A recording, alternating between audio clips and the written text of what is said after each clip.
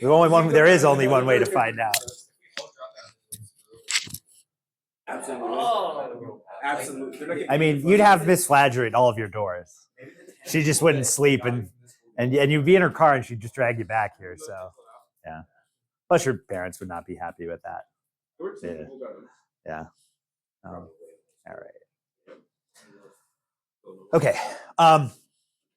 So we are halfway through our geometry section here at the end of Unit F. We have done 2 things so far, and we have 2 more things left to do. The 2 things that we have left to do are kind of the same, but they are different, but they are kind of the same. We're doing the same idea.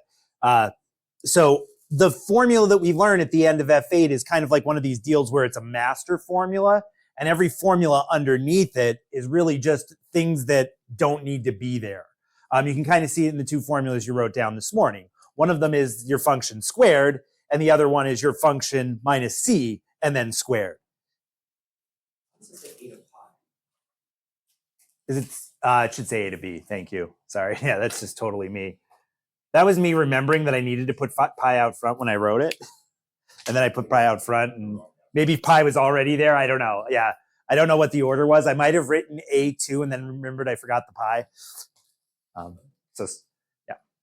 So sorry if you're listening to the video. That doesn't make any sense, but it was a reference to something on the board. Clearly a mistake I made. So you can kind of see where, they are the same formulas. It's just that in your first formula, that C is 0, so it doesn't show up. And that's really what's going to happen. So we will have a master formula that all of the other ones kind of just come from. They just have things that are missing because they are 0. F5 was areas. So with areas, we were just subtracting the functions and integrating like normal, because integration's job on a function is to find the area. So if you're finding the area, you should just be integrating the function. So keep that in mind, when you're looking at your questions and trying to remember what to do, because what ends up happening, and I did see it on one test that I graded last night, some of the F6 stuff crept up into somebody's work on the test, and there was no F6 on the test. So it's just the function by itself, possibly being added and subtracted to another function, but it's just the function by itself getting integrated if you're finding area. In F6, the thing that we finished last time, we were integrating things that for the most part were not circular. The formula was integrate whatever the area is, whatever the area function is, and that area function came directly from whatever your curve was. So there were no pi's in there because there were no circles. For the last ones, when we talk about a solid of revolution, that's the word of the thing that we're finding, you are taking a function and you are rotating it around an axis. So in the first example here, just really leave this off the hook. Kranek.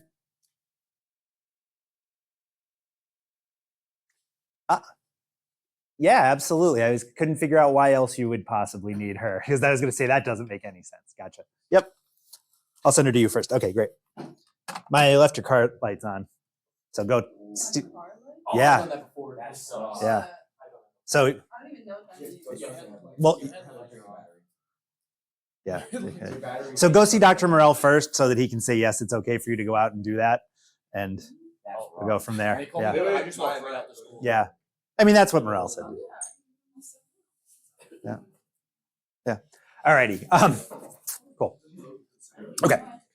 So what we're doing when we make a solid of revolution is we are taking some sort of function. And the first 2 examples are really simple functions, things that we could actually find these volumes just using our geometry.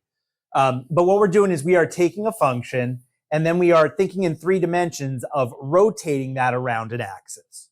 So this function would come out the same length off the board. It would rotate around to be the same length, but below the x-axis, and it would go back into the board the same amount, and you would have a cylinder. Does that make sense? Okay. And that's what we're doing. Obviously, you could just use the formula for the volume of a cylinder there, but the calculus will get you the same result. And when actually write the formula at the bottom, the calculus is that formula. The integral is just used for any dimension that changes along the way.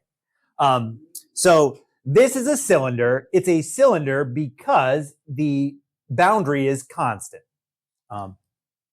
In the next example, the boundary isn't constant, but it does have a constant slope. So it still is something we could do using either geometry or calculus. But the calculus would be the same formula for this, for this, for this. So you don't need a separate formula to do this. But basically we have a function, which this time is a diagonal line. We would rotate that around the x-axis. So at the origin, we wouldn't be changing that point at all as we rotated. But at each spot along the way, the amount that it's coming out is given by the line. So here, in the middle, it would come out the same amount here. At the end, it would come out even more, giving you the cone. Okay. What we need calculus for is something like the third example. Here we just have a generic general curve, right? The same idea. The width of your shape, your 3D shape, at any spot along that curve is, the size of the function. So it comes out probably the most at the end here. It's the biggest, and it comes out the least somewhere here, in the middle. And that's what we need calculus for. The thing is, just like what we were doing in F6, is look at the ends of these things. The end of this looks the same as the end of this, right? It's a circle. If I cut this at any spot along the way, I'd still have a circle. And that's kind of what we're going to look at in the example down at the bottom. We're going to use that idea. This really just builds right off of Riemann sums. We're doing the same sort of idea that we do in Riemann sums with these, which is why we can use an integral for that. Okay, so example 1. All right, so we have a shape similar to that shape, not exactly the same, doesn't matter. This is just the general idea. We want to think about somewhere being in the middle of this shape. We could be at the front, we could be at the back, we could be anywhere in the middle. And we want to think about a disk, basically taking a cross section of this three-dimensional shape. So we want to take a disk with a really small width, if we're thinking in this direction. A disk is a cylinder. We use the word disk. We're really thinking about a cylinder, but the height, if I took it and stood it on its flat end, the height of that cylinder is really, really small. So we're calling it a disk instead of a cylinder. So our disk looks something like this. Yeah, and you're right. The radius is just f of x.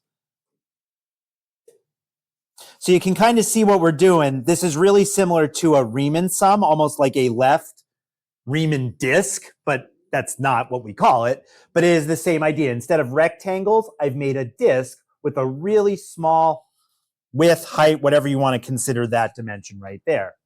That disk has a radius of f of x. And we use delta x, the change in x, to represent a really small shift in x. Same idea. We have a little bit of an underestimate. The amount of volume that the actual shape takes up between those two spaces is a little bit less, because we kind of did like a left Riemann idea there, and the function is increasing. So it really is all of those same ideas, and we want to know what the area of that disk is. So we need to remember what the area of a cylinder formula is. This is our wheelhouse, right? Jack watched the video yesterday, so he might remember what the area of a cylinder is. Or I should be saying, sorry, volume of a cylinder. My bad. Height times the circle. Yeah. So yeah, anything, whether it's a cylinder, a box, a triangular prism, any of those things that have two of the same bases connected by lines, it's always just the base area times the height. So in this case, our base are those circles. So pi r squared h. But in this case, pi is always pi. Franklin said it before, the radius of my disk is f of x, but we have to square it. And the height is delta x, right? Because our disk is sitting on its side. Boom. so. If you look at what we wrote there and you look at the formula on the board, you should see that they are very similar. This is the volume of one single cylinder.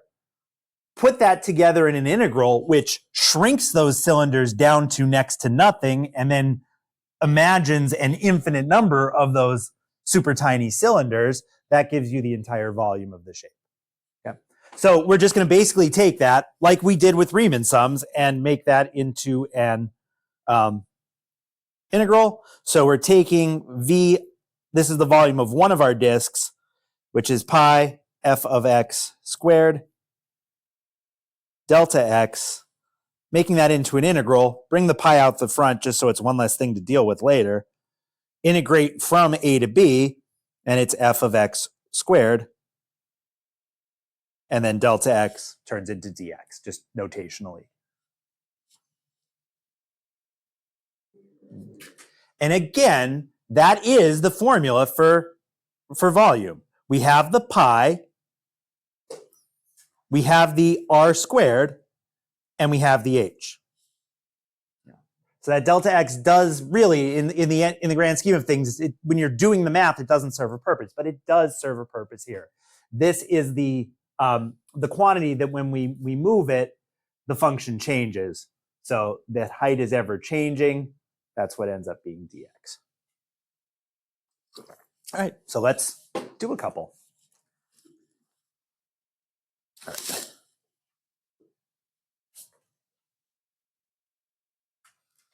All right. So a question you might see.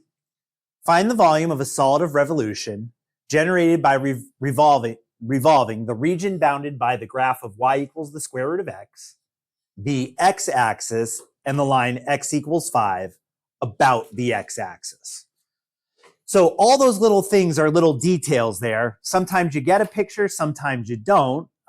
Right here we have the picture. Right? These came from our actual textbook, which I thought these were really nice graphics. They really show everything there.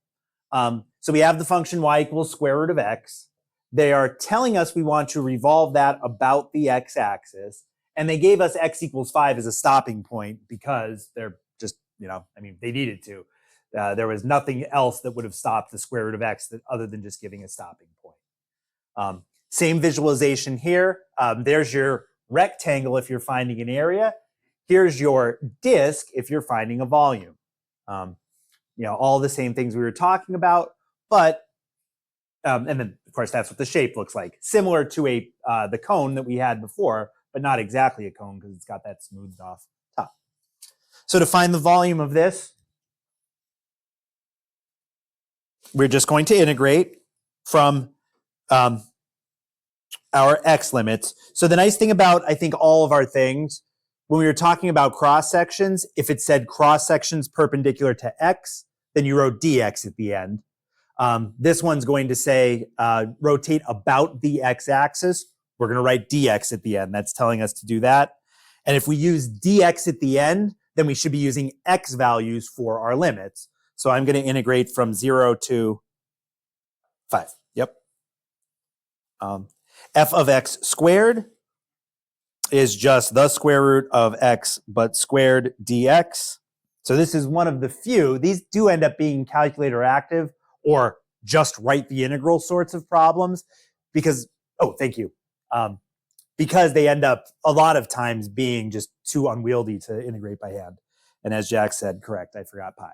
Pi, r squared h, that's the volume of a disk or a cylinder, and that's what I'm integrating.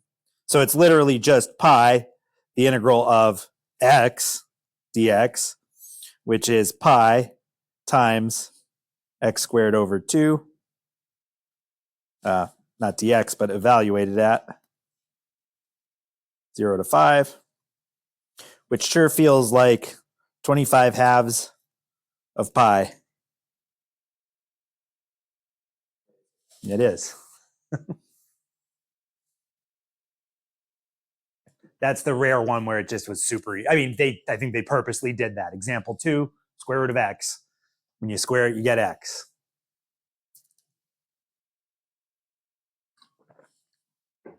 Volumes of revolution, get the pi.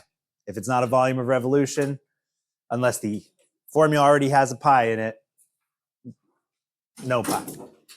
Squared because it's a volume. They both have squared in them. All right. All right. So example 3, here's one where you might have to make a sketch. Find the volume of the solid of revolution generated by revolving the region bounded by the graph of y equals x cubed, the x-axis, and the line x equals -1 and x equals 2. So we have x cubed.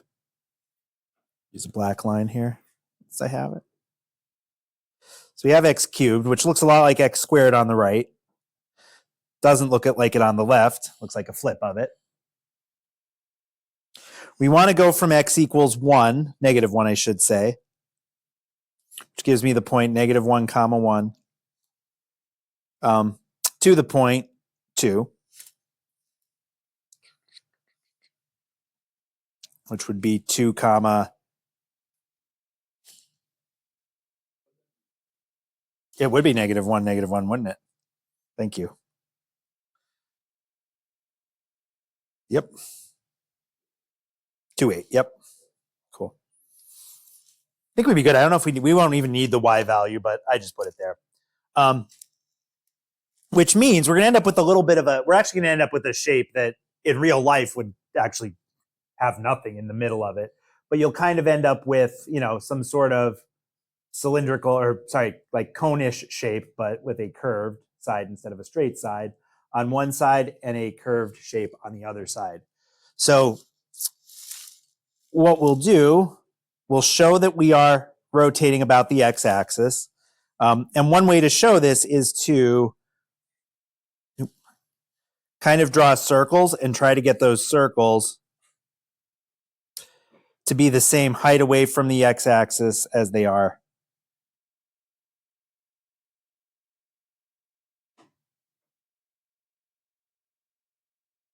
So we have a shape that looks like that, and then we have the same thing going over here on the other side, but smaller.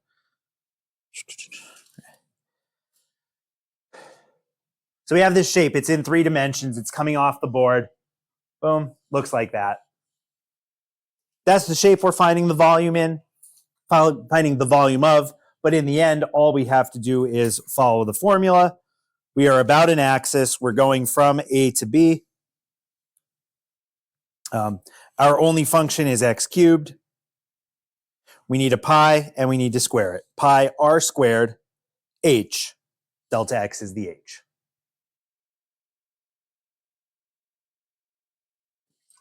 My a and b, I just put them in blindly, should be which numbers? Yep, -1 and 2. So again, another simple one. We end up with x to the 7th over 7 times pi, evaluated from -1 to 2.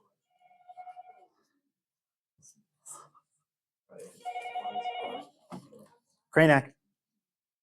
Yes, it's calc. All right, I'll be here. All right, bye.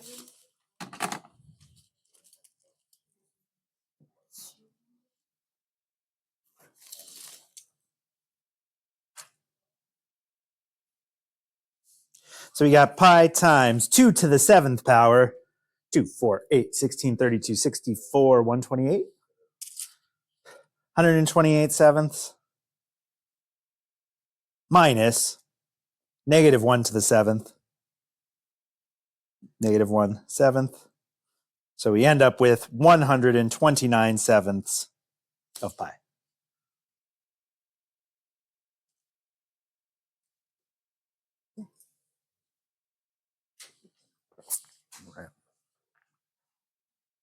Okay. Jump right to example 5 because I don't know how to count.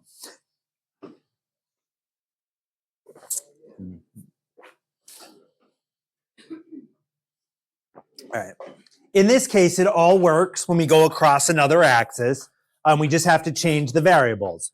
We're going to have a dy this time, and we're going to use y values when we integrate. So this time we've got y equals x cubed again. We want y values of 1 and 8, and we are rotating this, I don't know, vertically, or I don't know whether vertically, right? Be the right word? we're rotating it in the other direction from the direction we rotated it the last time. I don't know. We call that my hand's moving horizontally. Sure. Same idea on this one. Now we have y equals x cubed. So do we want it in that form? Do we want it in a y equals form? If we're going to write, no. So we'll just use x equals the cube root of y. Yay. And we will do the same things, being really careful. Pi r squared h. So we need our pi, we need our integral. We're going from what to what? 1 to 8. We're doing the cube root of y dy, and then squaring it. Pi r squared h. Go for my thing, it's gone. There we go. Pi r squared h, using the volume formula. All right, which gives us pi times, when we integrate y to the 2/3 power, we end up with y to the 5/3 power, and a coefficient of 3/5. Yep. Boom. And we need to evaluate that from 1 to 8, which means we've got to take 8 and put it to the 5/3 power, which is not as bad as it sounds. So we can actually, yep, 32, yeah. Yeah, it's 2 to the 5th, and you already know that 2 to the 3rd is 8, 1632. Yep. So we end up with 3/5 pi, the quantity, one way to do it. We just said 32/5 minus 1/5. So that's going to give us, we got 31 in our numerator times 3, which is 63, and 5 in our denominator, 63 25ths of pi.